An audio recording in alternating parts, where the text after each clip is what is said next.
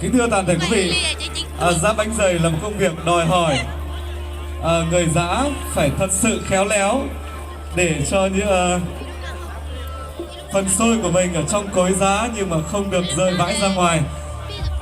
Phải hết sức khéo léo, thật mạnh nhưng mà cũng phải thật khéo léo để không được làm xôi của mình các phần xôi rơi vãi ra phía ngoài.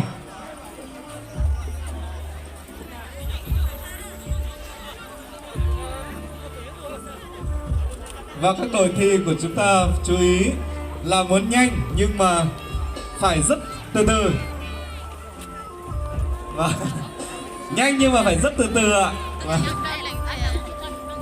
nếu như nhanh quá mà làm các phần xôi bị rơi vãi ra ngoài thì ban tổ chức chúng tôi cũng sẽ trừ điểm ạ.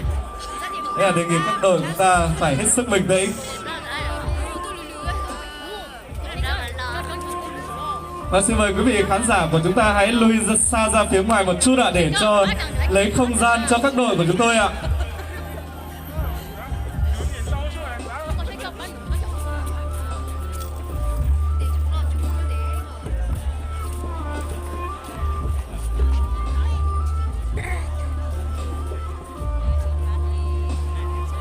Ban tổ chức lưu ý là các đội của chúng ta khi lúc đầu ban tổ chức chúng tôi đã cân gạo. Chính vì vậy mà yêu cầu các đội của chúng ta là phải giã hết cái phần xôi của mình ạ.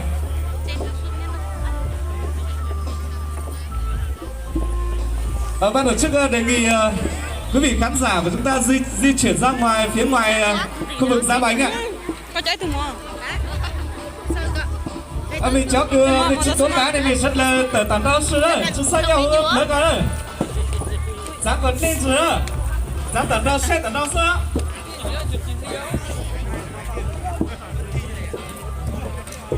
Vâng, quý vị khán giả mà chúng ta không có việc thì vì nhiệm vụ gì, chúng ta di chuyển ra phía ngoài và bên trong chỉ là các đội thi và các quý vị ban giám khảo thôi ạ.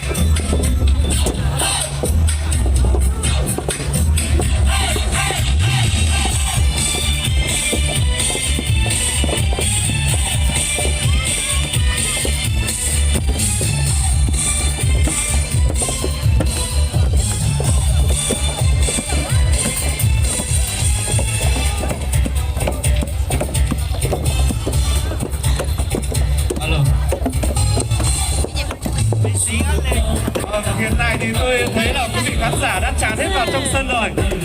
Đề nghị các quý vị khán giả chúng ta hợp tác ạ, chúng ta di chuyển ra phía ngoài, di chuyển ra phía ngoài khu vực giã bánh. Vâng ạ.